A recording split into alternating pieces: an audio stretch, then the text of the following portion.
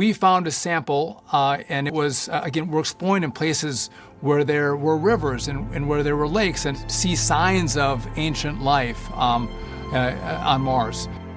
Welcome to the last frontier. నేను మీ వివేక్. ఇవాళ మనం చూడబోయే topic breaking Mars update. Cheyava rock formation. NASA Perseverance rover మార్స్లో ఒక రాక్ కనుగొంది.